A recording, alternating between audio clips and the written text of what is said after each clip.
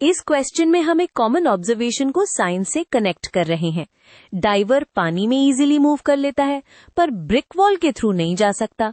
अब हमें रीजन ढूंढना है बाय कंपेयरिंग सॉलिड्स और लिक्विड्स में मॉलिक्यूल्स के बीच की अट्रैक्शन फोर्सेस।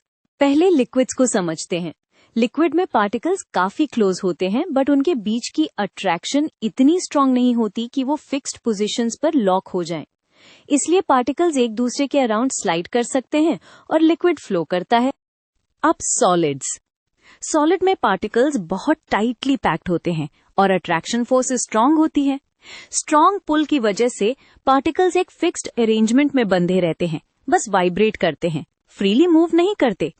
इसी रिजिडिटी को हम हार्डनेस बोलते हैं। अब डाइवर वाली बात कनेक्ट करते हैं। जब डाइवर पानी में एंटर करता है, वाटर मॉलिक्यूल्स उसके अराउंड रीअरेंज हो सकते हैं, क्योंकि लिक्विड पार्टिकल्स स्लाइड कर सकते हैं। डाइवर के लिए रास्ता बन जाता है और वाटर फिर से फ्लो करके गैप को फिल कर देता है। ब्रिक वॉल में ऐसा नहीं होता। वॉल के पार्टिकल्स स्ट्रॉन्ग फोर्सेस से रिजिड नेटवर्क बना के बैठे होते हैं। आप उन्हें इजीली स्लाइड या रीअरेंज नहीं करवा सकते, सो पाथ बन ही नहीं पाता। मूव करने के लिए आपको बॉन्ड्स को तोड़ना या स्ट्रक्चर को ब्रेक करना पड़ेगा, जो नॉर्मल वॉकिंग से पॉसिबल नहीं। तो फाइनल कंपैरिजन यही है। लिक्विड्स में फोर्सेस रिलेटिवली वीकर होती है और पार्टिकल्स मोबाइल होते हैं, इसलिए आप मूव कर सकते हो।